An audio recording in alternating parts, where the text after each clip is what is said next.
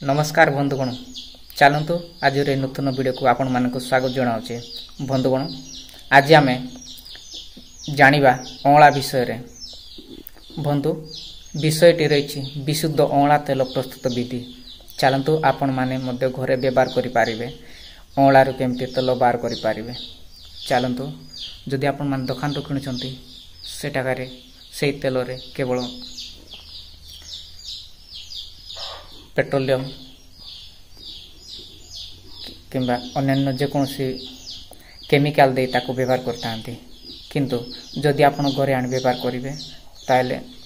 संपूर्ण अलग एवं तार बहुत उपकार होता है बंधुगण चलतु से विषय आज आम आलोचना करवा आपण माने घरे व्यवहार करंतु एवं से निजे मध्य बन पारे चलतु बंधुगण ए विशुद्ध अँला केश तैल आपण निज घरे मध्य प्रस्तुत करें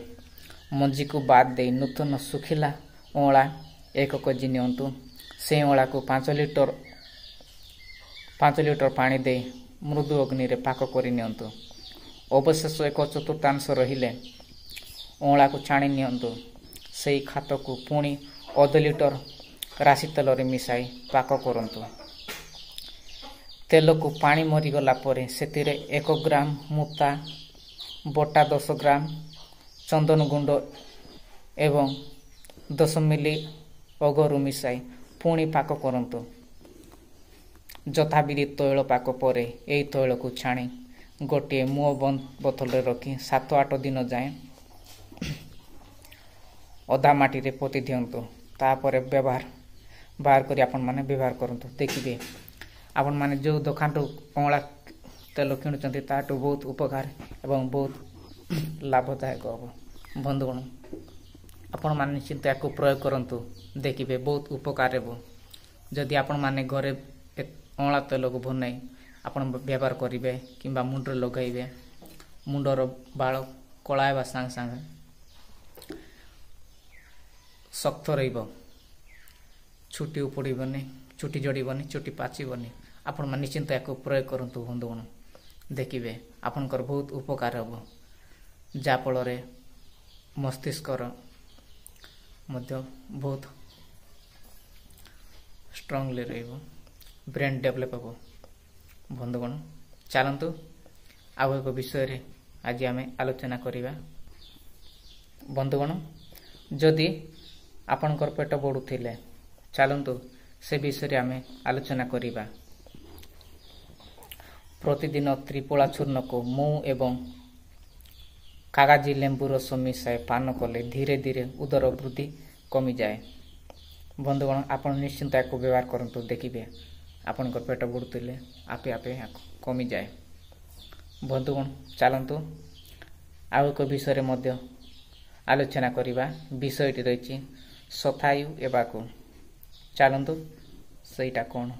आ केमिति प्रयोग करा जाए